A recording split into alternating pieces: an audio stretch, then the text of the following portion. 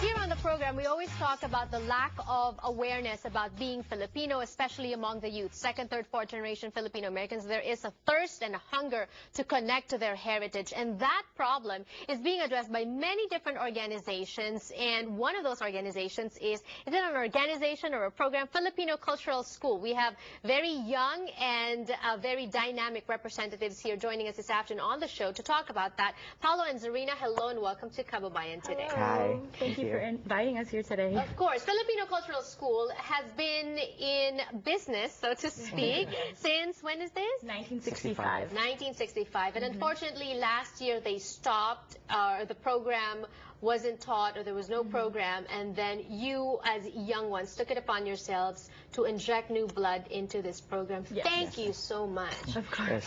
Filipino Cultural School, the objective is? We strive to educate the youth about their Filipino heritage via song, dance, history, etc. And this year you had how many students? We had probably 60+ students. Wow, it's a summer program. Yes. So people are interested. Yes, And you cater definitely. to what age bracket? About 4 to 18 roughly. Okay, and what was the composition of the classes this year? We were able to teach music, Tagalog, history. There were some of the dances, and we also did specials like cooking, martial arts, Filipinos in the media, Right. Filipino values. From as young as 4 years old? Yes. Oh, okay. And normally when they go through the program, do you require that they complete a number of sessions? What's it like? Tell us about it. So we have about 13 to 15 sessions, we'd say, usually every year.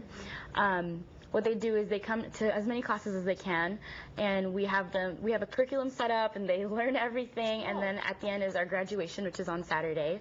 So there's no exact requirement, but they do perform at graduation they show their parents what they learned, and it's really a good time. So. And the sessions are how many hours each?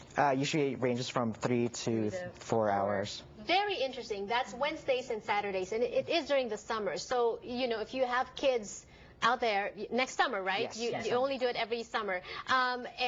This is a good way for them to learn about the culture as well. Why are you doing it? Why are you doing it? Like for both of you, when you came on board to do something like this year after the programs were canceled last year, why the effort?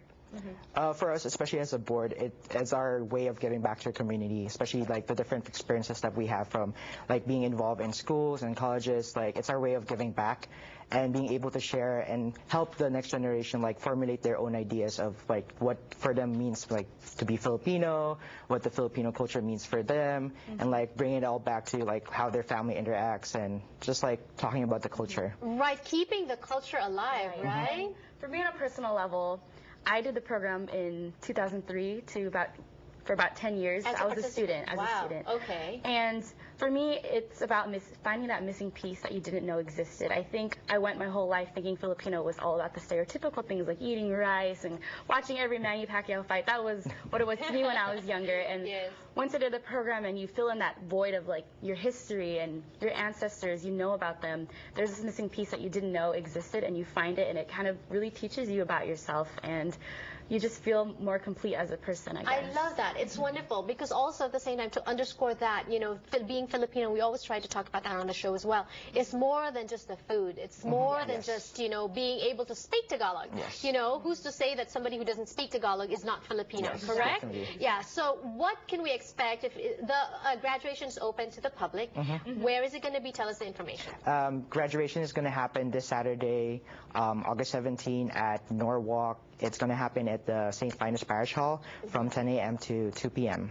Their students will be performing the dances, the skits, the music that they've been learning throughout the whole summer. So it's safe to say that it's going to be a fiesta for Filipinos, right? Definitely. There's going to be music. Well, food included too. Yes. Wow, of course, no Filipino party is complete without food, right? Thank you so much for doing this for our community, and more power to both of you. Thank you. Information on the screen, and we have another celebration to talk about when we return on the show. Don't go away.